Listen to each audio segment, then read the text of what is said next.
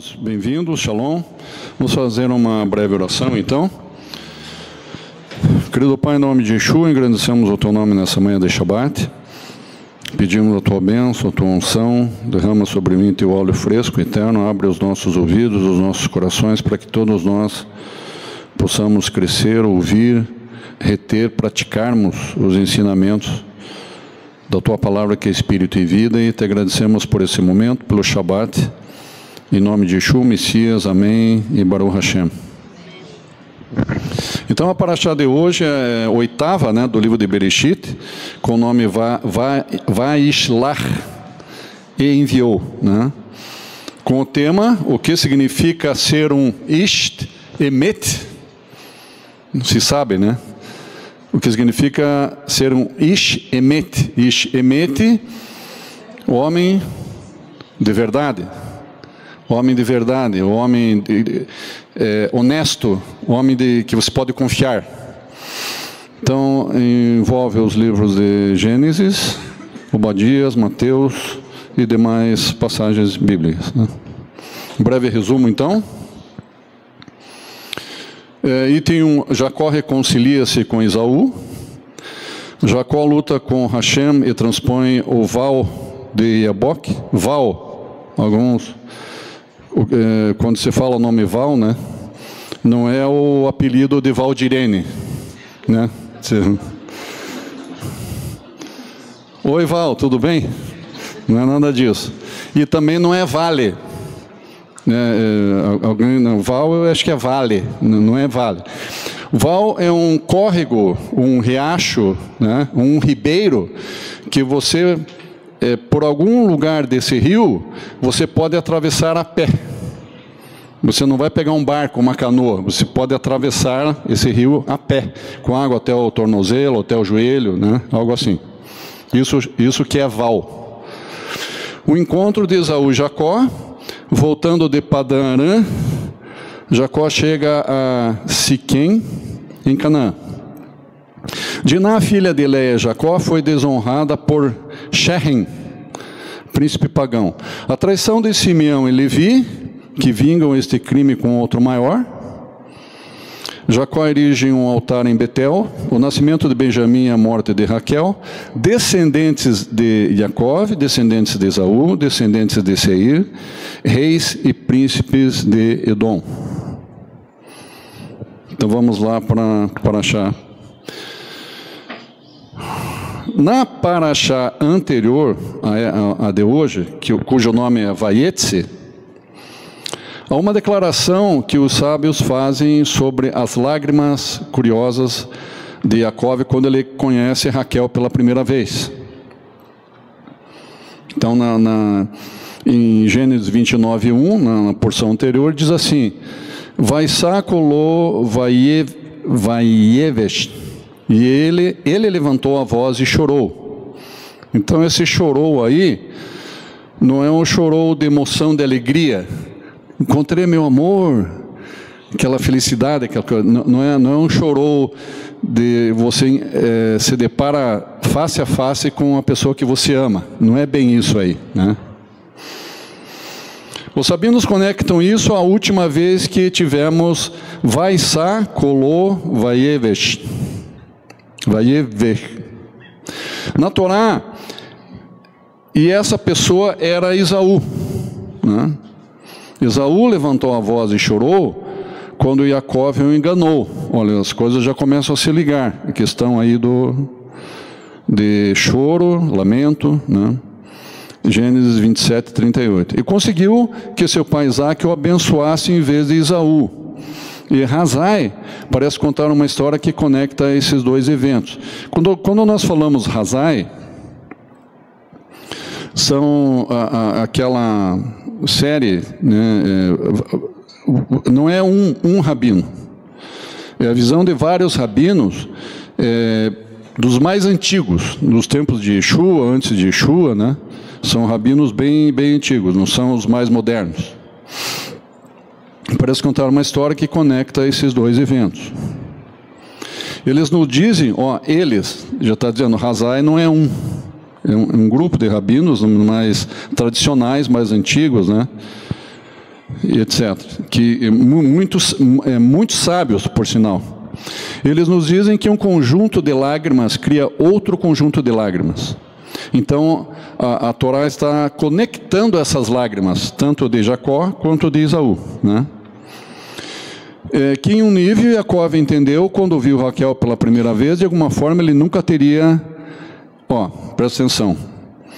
Que em algum nível Jacó entendeu, quando viu Raquel, agora que nós vamos perceber que tipo de choro foi esse. Quando ele viu Raquel pela primeira vez, de alguma forma, ele sabia, algo falava para ele, o Espírito falava para ele, que é como se ele tivesse ali face a face com o amor da vida dele, mas que ele não ia tê-la de uma forma completa, né? Ele nunca teria completamente esse sentimento. Então, o choro dele foi por causa disso. Não foi por causa que ele ficou emocionado, que ele, agora encontrei o amor da minha vida e pronto. Eles não seriam enterrados juntos, de acordo com uma interpretação. Ele não tinha dinheiro suficiente para se casar com ela imediatamente, de acordo com outra interpretação. E, portanto, estava sujeito ao seu sogro, enganando-o várias vezes, substituindo Leia sob a Rupá em vez de Raquel, né? Então, olha aí, já se confirma que em vez dele ter relações, ou estar, né, conhecer Raquel, ele foi colocado Leia na frente dele, para ele, né? Opa. Então, de novo, a mesma frase. Vaisá, colou, vaiever. De Esaú, levantando sua voz e chorando, de alguma forma é a causa, mais tarde, de Jacó levantar sua voz e chorar também. Há uma conexão. Há uma conexão por quê? Porque, como na Torá, as coisas não são absolutas na Torá, tudo é possível, né? Algo que você pensa, não, Hashem vai castigar lá o povo, porque eles pecaram muito contra Hashem. Daí chega Moisés e diz, Moisés, eterno, risca o meu nome do teu livro. E Hashem já tinha estabelecido um decreto sobre isso. Né? Vocês sabem disso, está lá. Hashem já tinha dito que iria eliminar todo o povo, exterminar o povo. Mas, como nada é eternamente absoluto na Torá, o Eterno abriu mão e mudou o decreto dele, para poupar Moisés. Entendeu onde eu quero chegar? Então vamos lá. Em todo caso, um dos desafios é se aceitamos essa análise do Midrash e como reconciliamos isso com a visão de Yaakov como um modelo. Ele é um dos nossos antepassados, ele é um Ish Emet, um homem confiável. Tá. Se ele é um homem confiável, se ele é uma coluna, faz parte dos patriarcas, né, da fé. Então, se houve um erro, apesar da sabedoria de Hashem envolvê-los, a sabedoria de Hashem envolveu ele com a mãe, para agir de uma forma para proteger Isaac, para evitar que Isaac pecasse. Vocês entendem? Então, você vê o Eterno agindo de uma forma fantástica, né? Mas há falhas dos homens, sim, porque já foram estabelecidas algumas coisas, já haviam sido estabelecidas algumas coisas, como, por exemplo, a lei lá do primogênito, da primogenitura, né? Mas essa lei ela foi quebrada, de alguma forma, né? Há um preço a pagar, embora houve a sabedoria, quer dizer... Você percebe ali que, como eu dei o exemplo de Moisés pedindo, risca o meu nome do teu livro, o Eterno também mexeu ali, para proteger Isaac. Vocês entendem? Então, ele é um Ish Emet, ele tem que ser um Ish Emet. E para ser um Ish emet, um homem confiável, um homem verdadeiro, e fazer parte das colunas da Escritura, do plano de Hashem, da Torá, né? Isso tinha que ser consertado. Então, de acordo com Hazal, como damos sentido a tudo isso? Como podemos entender Jacob como um homem íntegro, um homem de verdade? Há uma teoria baseada em um padrão bem interessante, sugerido por Hazal e o Midrash também. Vamos voltar para aquele evento citado e perguntamos, onde mais ouvimos tudo isso? Há várias características diferentes do que ocorre aqui e pergunta-se, onde mais na Torá todas essas características reaparecem em outra história? Em Gênesis 29, logo antes de Jacó encontrar Raquel pela primeira vez, ele está fugindo de Esaú. E vem para Harã e encontra um poço. Vehinei Shan, Shalosha Edreitson, Hovitsim Aleha. Havia 3 grupos de ovelhas esperando perto do poço. Então aí fala de ovelhas e fala de poço também. E fala que como havia uma brecha, apesar da sabedoria de Hashem agir através deles, mas havia uma brecha, porque quando você está bem, você não deve nada para ninguém, digamos, a tua moral está em dia, você não deve nada para ninguém, você tem vergonha de ficar na frente de uma pessoa, de muitas pessoas? Onde você estiver, você não tem vergonha porque você não deve nada para ninguém, a tua moral está em dia, você está em paz com Deus e com os homens, entendeu? Por que há a fuga? A fuga é você está confirmando que você está devendo algo. Senão você não precisa fugir. Você fica parado, a pessoa vem até e fica face a face com você. E você, por que você me persegue? Eu não te devo nada. Estão me entendendo? Se você foge é porque se deve. Então por isso que está escrito ali, ó. Antes de Jacó encontrar Raquel pela primeira vez, ele está fugindo de Esaú e vem para Harã e encontra um poço. Então as palavras falam tanto, essa passagem, Gênesis 29, 2, fala tanto de ovelhas quanto um poço. 3 grupos de ovelhas, 3 grupos. Espera aí, me parece que quem já leu a Parashá, o Jair está dizendo 3 grupos de ovelhas, mas parece 3 grupos de ovelhas em outro lugar também nessa porção. Esse é o elemento número 1. Em que outra história na Bíblia encontramos 3 grupos de ovelhas?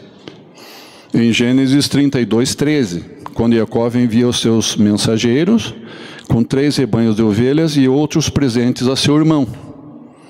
Então, quando Jacó se depara que Esaú está vindo ao seu encalço, né? Está vindo com 400 homens para cima dele, ele cria uma estratégia, divide o seu grupo em dois bandos e envia presentes. E nesses presentes, que vocês já vão mais para frente ver que não é um presentinho que ele deu, um presentão, mas nesse presente também tem 3 grupos de ovelhas. Espera aí. Isso é muita coincidência, porque, né? Poderia ter outros bichos, outros animais, bois, cabras, né? Etc., bezerros, mas não, tem 3 grupos de ovelhas também. Espera aí, o que significa isso? Próximo elemento. Então Jacó encontra os pastores desses 3 grupos de ovelhas e pergunta a eles: Ahai meahim aten? Ahai meahim aten? Meus irmãos, de onde vocês são? Eu grifei ali meus irmãos. É interessante como que a Torá nos ensina, né?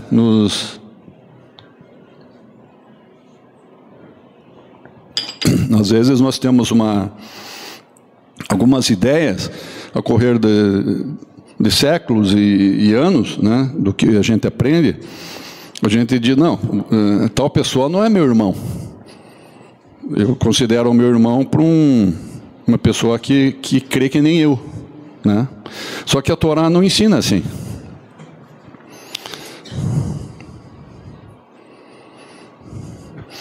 Ele quer saber a identidade de todas essas pessoas e ovelhas, e estranhamente ele chama esses pastores que ele nunca conheceu antes de meus irmãos. Chega para uma pessoa, você não sabe se ela é crente, se não é crente, em que ela crê, né? E você diz assim, meu irmão. Oi, meu irmão. É certo isso ou não? Eu lanço agora essa pergunta para vocês. É que, segundo a Torá, independente se você é crente ou não, todos nós, mesmo crentes, carecemos das misericórdias do Eterno. Crentes e não crentes. Não crentes piorou, né? Mas todos nós, crentes e não crentes, fomos feitos conforme a imagem e... Não fomos feitos que nem uma cobra, que nem um cachorro, que nem um gato, que nem um sapo, que nem um passarinho. Então, esse tipo de origem de pensamento que a Torá ensina. Então, ele falou, meus irmãos, por causa dessa origem.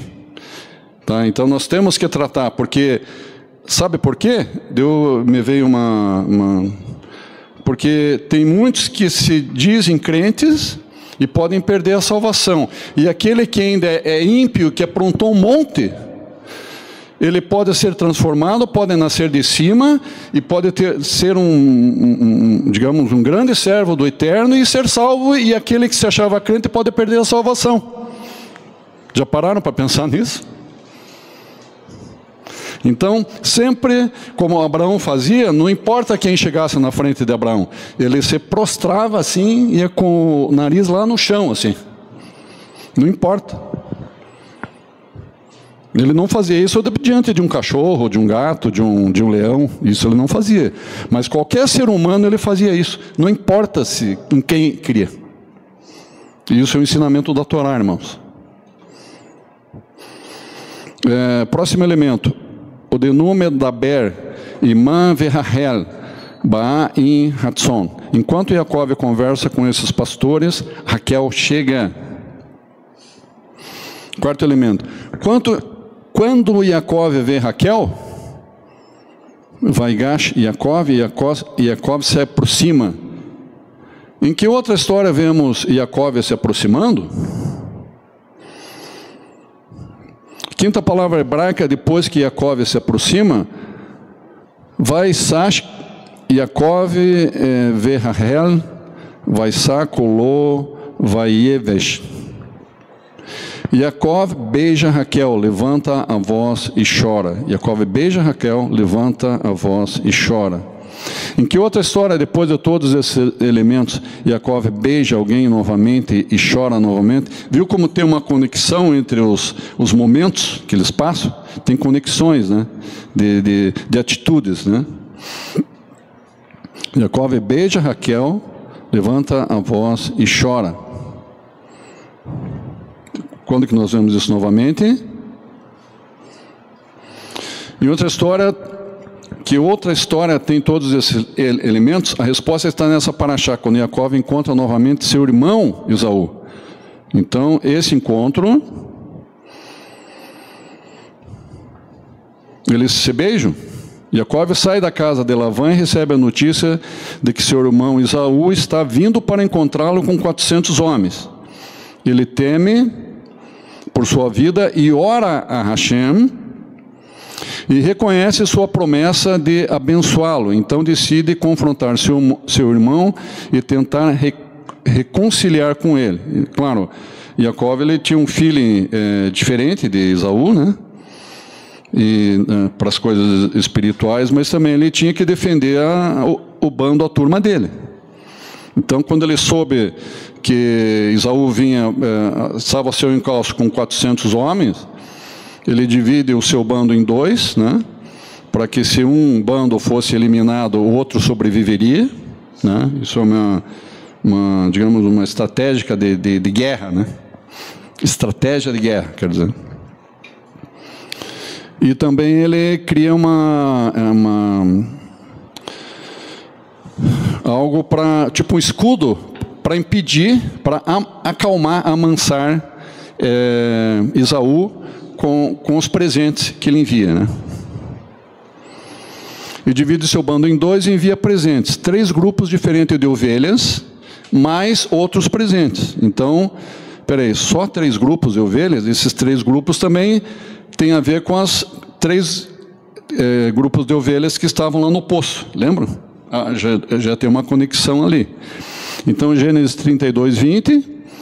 Vaitzav, Gam et ha-sheni, Gam et ha-shelishi. 3 grupos diferentes de ovelhas. Existem 3 grupos de ovelhas. E depois das ovelhas, Jacó coloca a si mesmo e sua família, e Raquel, de forma humilde, prostrou-se à terra 7 vezes. Então, algo assim que vem de pai para filho, né? Por exemplo, com certeza, quando Abraão aprendeu muito, não só Abraão, o próprio Jacó, com Melquisedeque, eles se prostravam na frente assim, e o filho vendo Abraão se prostrando, não só para Melquisedeque, como para qualquer pessoa que chegasse na frente dele. Então são bons costumes, bons hábitos. Então ele sabe o que é ser uma pessoa humilde, né? Assim, humilde de verdade. Então, imagine você, é difícil para a gente fazer isso uma vez na frente de alguém. Alguém que chega na nossa frente, a gente não faz isso nem uma vez. A gente não chegar até com o rosto ao chão, dobrar o joelho e colocar a testa no chão, assim, nos pés da pessoa. A gente não faz nem uma vez, ele fez 7 vezes. Então, o que expressa isso? Expressa que ele tinha esse entendimento, esse princípio da Torá, que alguém que foi, por mais pecador que a pessoa seja, aquela pessoa foi criada por Hashem e foi feita a imagem e semelhança de Hashem, aquela pessoa ali. Então, só por esse fator, quem somos nós, segundo a Torá? O que somos nós, segundo a Torá? Nós somos pó. Então, por isso que Abraão colocava a sua testa e seu nariz. O nariz de Abraão talvez era meio parecido com o meu, assim. E quando se encostava a testa e o nariz junto, encostava no chão. Não tinha como, né? Os dois se encostavam. Tinha que fazer assim, né? Então, Abraão era assim, e o filho, né? Ainda mais o filho da bênção, né? Ficou assim também. Então, prostrou-se à terra 7 vezes. Mas o que quer dizer isso para nós? Só porque ele fez isso 7 vezes? Que em situações amargas, situações que o inimigo vem ao nosso encontro, você às vezes quer provar que é muito forte, né? Eu não concordo com isso. Jamais eu vou concordar com isso. Aquela prepotência, aquela coisa assim, né? Não. Vamos nos humilhar na frente de Hashem, colocar Hashem como nosso escudo. Quando o inimigo vem ao nosso encalço e chega à nossa frente assim, vamos nos humilhar aos pés de Hashem e pedir que Ele seja nosso escudo. Essa aqui é a mensagem. Esaú encontra 200 ovelhas. Esaú, aquele que vem perseguindo Jacó, né? Esaú encontra 200, não são 20 ovelhas, queridos. São 200 ovelhas. Nós temos que entender o seguinte, quando eu falar daqui para frente ali. Naquele tempo não tinha Cadillac, Rolls Royce, Ferrari, os carros que a gente anda por aí, né? Não tinha. Os meios de transporte, ônibus, carros, eram os animais que carregavam coisas pesadas, bois, né? Bois, cavalos, vacas, etc. Então, quem tinha animais não era só para você comer a carne e usar o couro deles, para fazer roupas, ou sapatos, ou cintos, etc. Era um meio de transporte. Então, quem tinha animais eram pessoas ricas, quem tinha muitos animais. Era como se tivesse muitos carros, ônibus, carros, né? Uma coleção de carros e casas junto. Tanto é que... Por que Yaakov deu esses presentes que eu vou falar para vocês aqui, não só 200 ovelhas para Esaú? Para quê? Olha lá, ó. 200 ovelhas, mais 200 cabras, mais 20 bodes, mais 20 carneiros. Eu falei carneiros porque daí são os machos, né? 30 camelas com seus filhotes, 40 vacas, 10 touros, 20 jumentas e mais 10 jumentas feminino. Na Bíblia, claro, tem traduções, né? Esses jumentos estão como jumentinhos, conforme a tradução está jumentos. Então, 20 jumentas e 10 jumentos.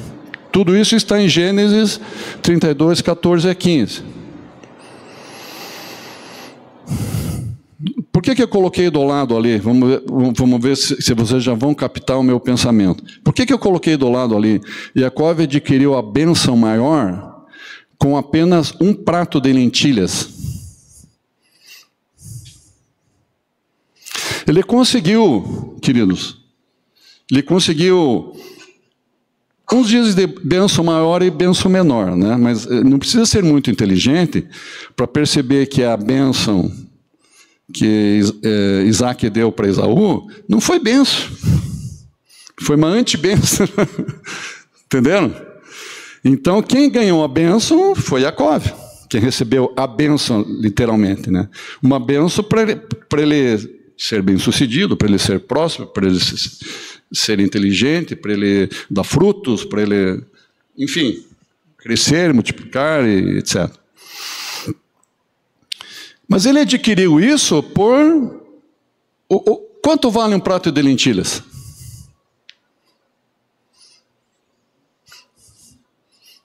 Trintão. O que é trintão? Digamos que fosse 50, pronto. Não é nada. Então, ele conseguiu praticamente de graça. Ele foi muito esperto. Ele foi muito esperto. Sabia dos gostos, né, o que tinha no coração do irmão, e ele agiu rápido, foi esperto, e ele ganhou. O irmão não estava nem aí com essas coisas de benção. Então,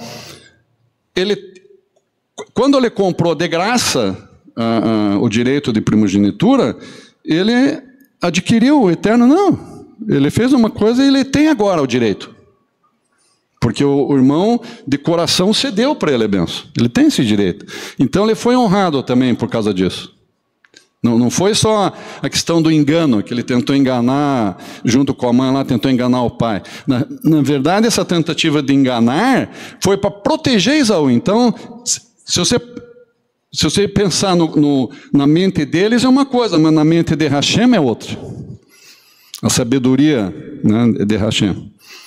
Então, Yaakov também esperto, né, nessa situação ali, ele quis dizer assim para o irmão: irmão, veja, como eu fui abençoado, eu recebi a bênção maior,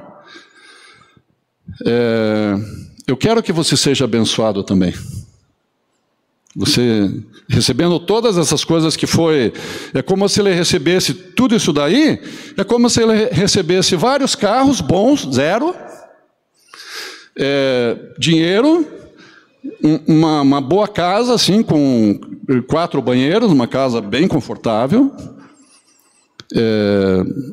mais alguns servos para ajudá-los, com todos esses carros, essa casa, um relógio, não um relógio que você paga vintão, que se compra na internet e paga vintão, um relógio de 3 mil reais, 5 mil reais. Ele recebeu tudo isso. Então, como Esaú ele gostava dessas coisas todas, ele ia também ficar impressionado, ele ia ficar mexido. Isso que nós temos que entender, né? Mas o que está ainda de uma visão espiritual, além disso que eu expliquei já para vocês? O que tem aí Quando Esaú finalmente se encontra com seu irmão Jacó, ele pergunta: de quem é tudo isso? Ele identifica tudo e finalmente ele vê a família de Jacó, e então ele vê Raquel também. Esaú, né? Ele acaba percebendo. Todas essas coisas aí são do meu irmão, vê todo aquele povo, da família dele lá, do bando deles, e vê a Raquel também, né?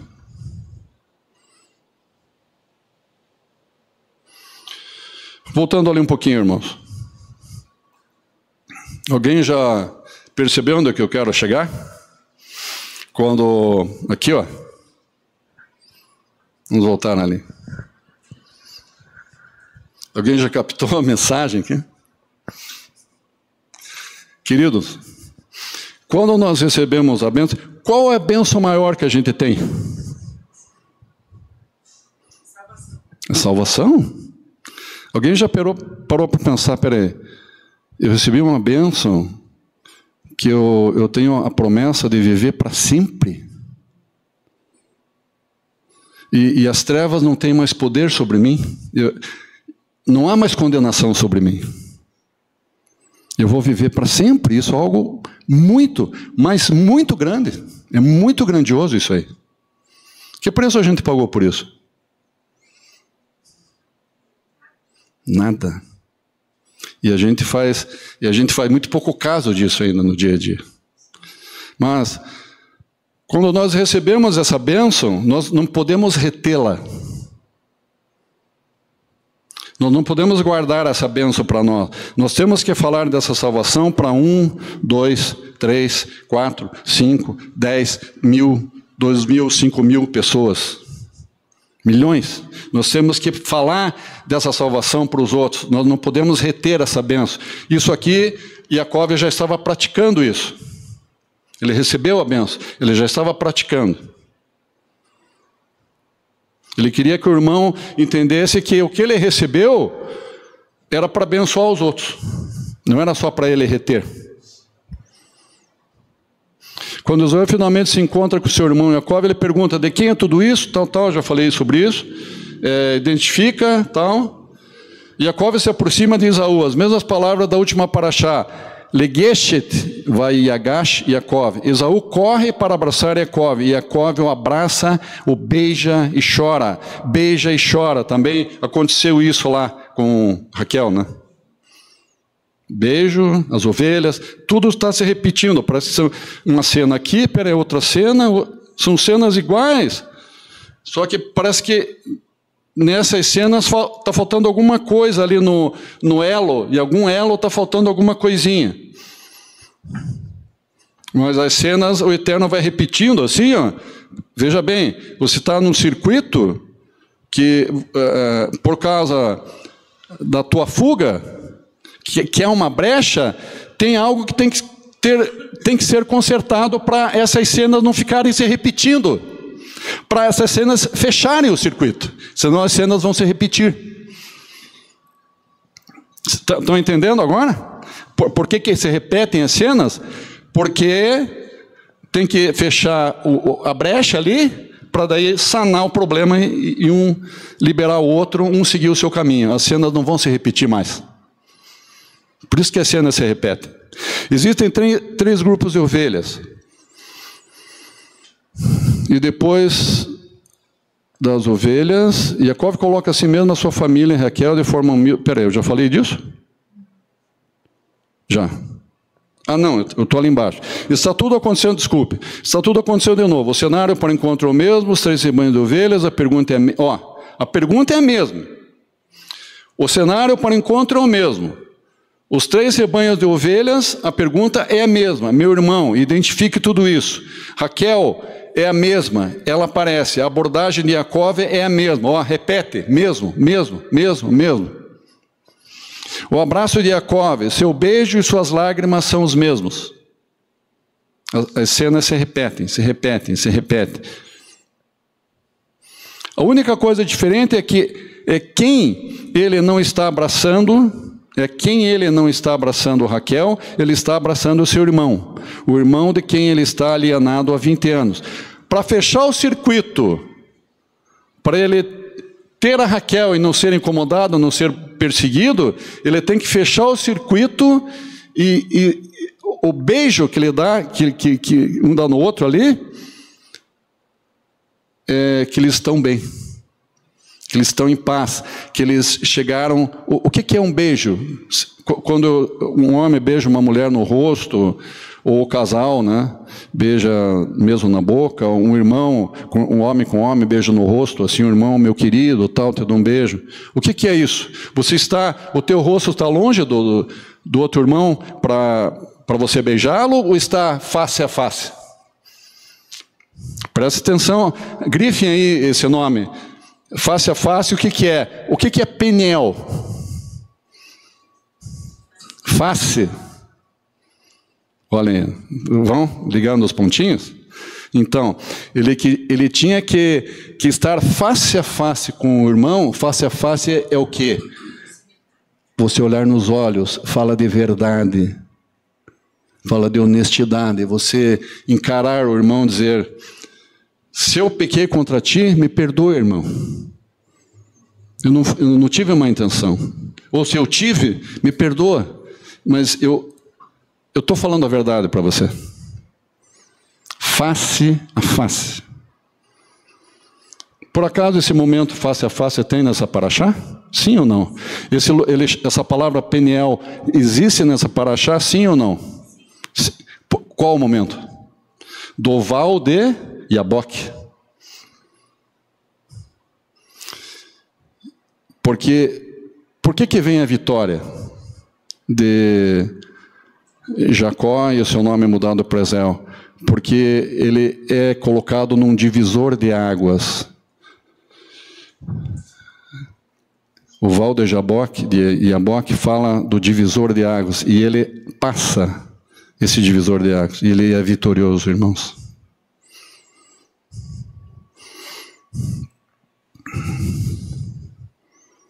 A única coisa diferente é que ele não está abraçando Raquel, ele está abraçando seu irmão, o irmão de quem está alienado há 20 anos. Há 20 anos! Está com esse peso, com essa perseguição do irmão sobre ele. A lição de Jacó, quando ele conhece Esaú. Vejamos o que os sábios dizem, como Jacó chorou quando ouviu Raquel pela primeira vez. A primeira vez, Jacó pressentiu que algo impediria de tê-la totalmente, e os sábios identificam isso como as lágrimas que Jacó provocou em seu irmão. Sim, viu? A conexão das lágrimas de uma situação com outra situação. Que a Torá caracteriza usando a mesma linguagem. Vaisá koló vayever. Ele levantou a voz e chorou. Quando Esaú descobriu que ele foi enganado.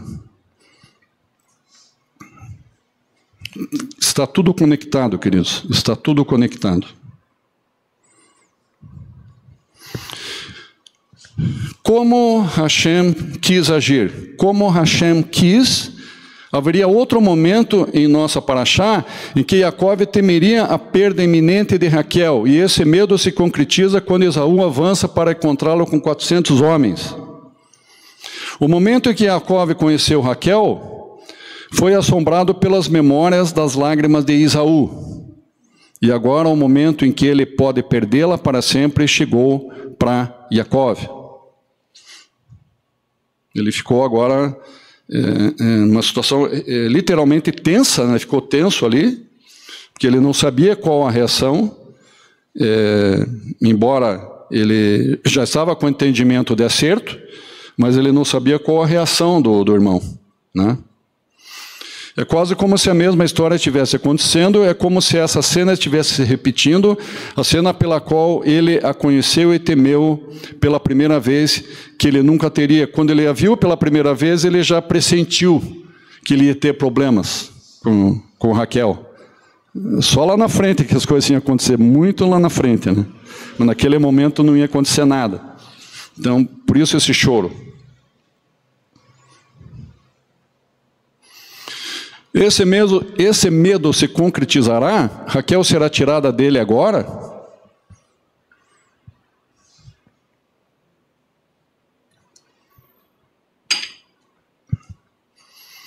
Ele conhecerá a alegria de tê-la ou a dor terrível de ficar sem ela?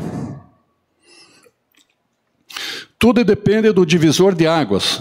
Eu falei agora há pouco para vocês do divisor de águas. Mas a escolha ousada que Jacó enfrenta é o que ele fará para seu irmão. Quer dizer, ele independente que ele não tinha certeza da reação de Esaú com relação a ele, como que Esaú ia reagir quando chegasse na frente dele, ele tinha que fazer a escolha certa para ele ter sucesso. Então, qual que é a mensagem aqui? Às vezes a gente escolhe, nós escolhemos, se nós somos deparados com algum tipo de situação, ou a gente se sente derrotado, se sente humilhado, se sente indignado, se sente perseguido, se sente nada ou quase nada, um tapetinho assim, e fica naquela depressão, naquela angústia, naquela... Ou você faz a escolha de dizer, peraí, quem eu sou? Eu devo alguma coisa para alguém? Não. Agora eu não estou falando de Jacó, não estou falando... Não devo nada para ninguém. Nós sabemos que há muitas perseguições gratuitas, né? Os judeus, quantas, né? Dizem que todas as nações de Zacarias, todas as nações se levantarão contra Jerusalém. A perseguição gratuita. Então estar na nossa pele às vezes não é fácil também. Vem do nada assim, vem uma coisa para te puxar o tapete. Daí depende de você fazer a tua escolha. Peraí, quem eu sou? Eu sou filho de Hashem, não há nenhuma condenação sobre mim, eu tenho promessa da vida eterna, eu sou irmão do Messias, peraí, já é o suficiente? Oh, que virtudes, né? Que coisas lindas, né? Já fale, o que se falou por último? Irmão do Mashiach. Não é uma glória saber disso? Peraí, não preciso falar mais nada. Então... Estou de pé aqui, e a alegria do Senhor é a minha força. Baruch Hashem. A gente às vezes deixa se abater por... Daí quando você vê lá o inimigo na tua frente, tem uma coisinha desse tamanho, assim, que estava dando gargalhadas de você. Mas a escolha ousada que Jacó enfrenta, o que ele fará com seu irmão? Divisor de águas, o ribeiro de Jaboque, o ribeiro de Jaboque, Val, que é um lugar onde você atravessa a pé. Isso me lembra alguma coisa. Eu atravesso num lugar que tem águas a pé. Peraí. Interessante. Quando eu entro nas águas do batismo, eu entro em pé, e fico de pé na água, mas a água não me afunda inteiro. Eu que me abaixo para me afundar. Eu consigo passar naquele local ali. Fala de batismo. Batismo fala que é nova criatura. É uma vitória, né? Quando se fala em batismo, você lembra da passagem do Mar Vermelho, que eles passaram a pé, atravessaram o mar. Quando, lá na frente com Yehoshua, né? Eles atravessam o Jordão, peraí. O Jordão também, o Eterno pede para as águas pararem e o fundo do Jordão fica seco. E eles atravessam. Isso parece que estão atravessando o Mar Vermelho. Vocês já leram sobre isso, né? As águas param e vão enchendo lá para cima, mas as águas param. Fica uma parede assim, para cima as águas vão enchendo, mas do rio para baixo elas param. E as águas que ficaram para baixo descem. E aquele trecho que eles atravessam fica literalmente seco.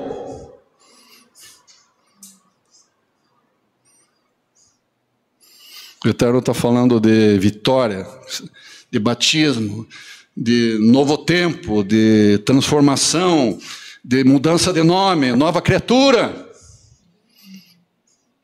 Divisor de águas, o ribeiro de Jaboque, divisor de águas, irmãos, divisor de águas, divisor de águas. Gênesis 32, 22 a 32. A lição da Bíblia sobre como ser uma pessoa íntegra.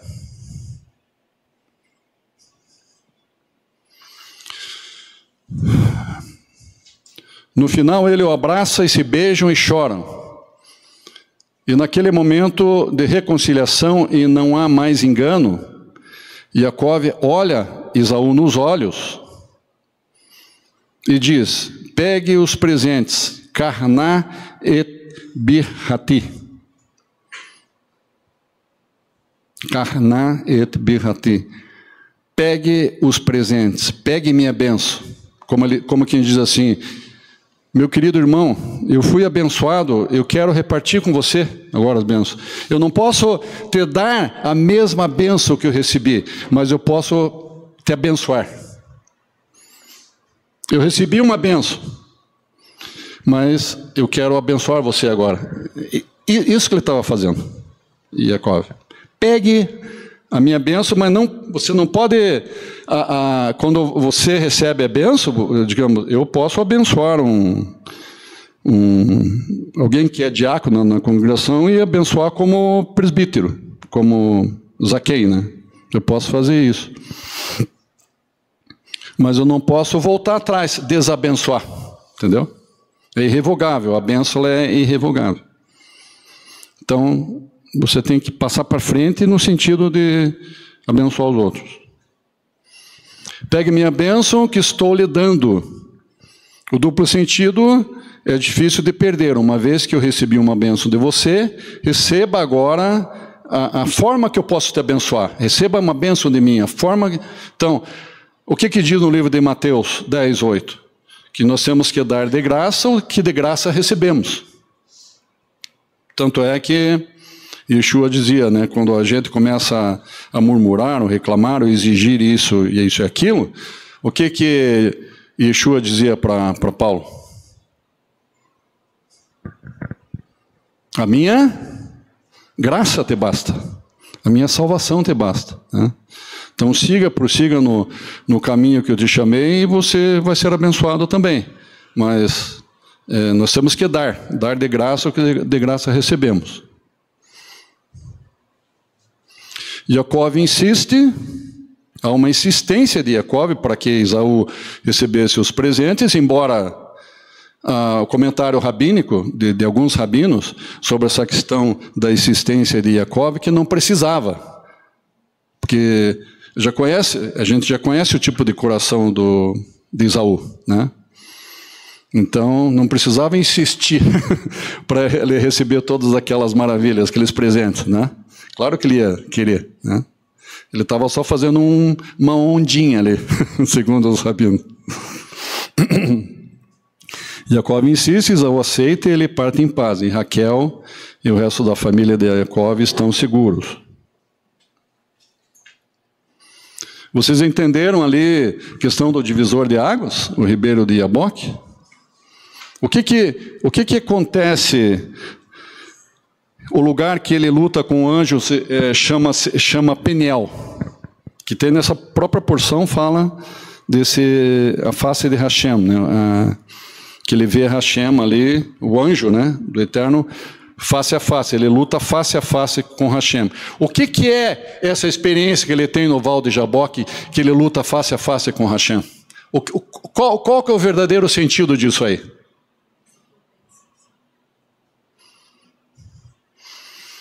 Se tinha no coração dele, né, da mãe dele lá, uma questão do engano, né?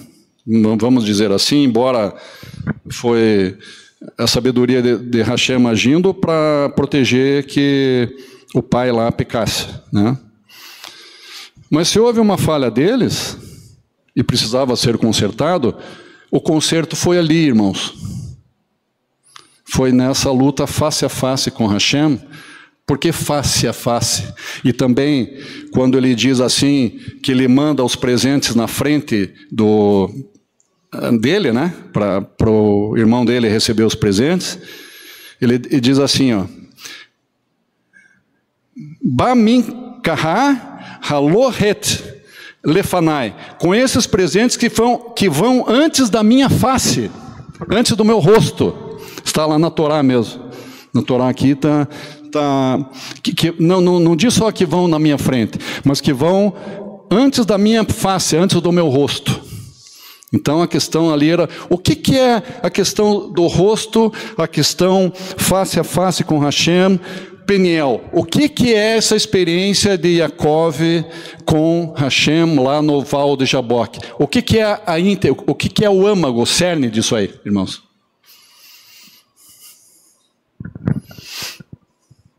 O cerne disso, irmãos, é o resgate da moral.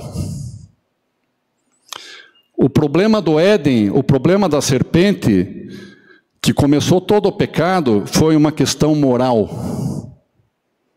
A quebra da moral do homem.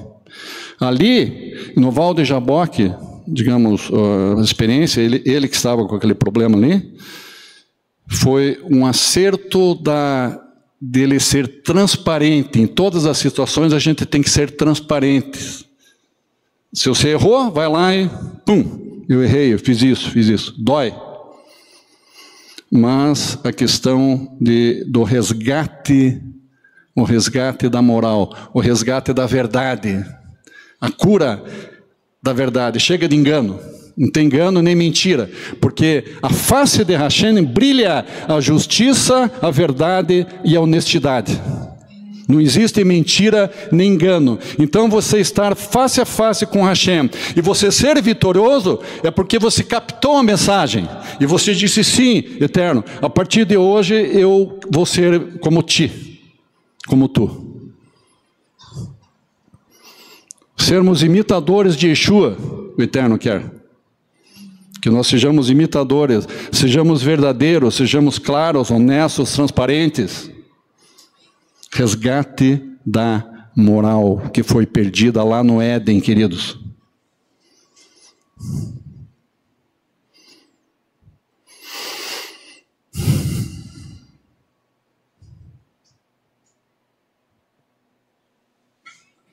Último slide.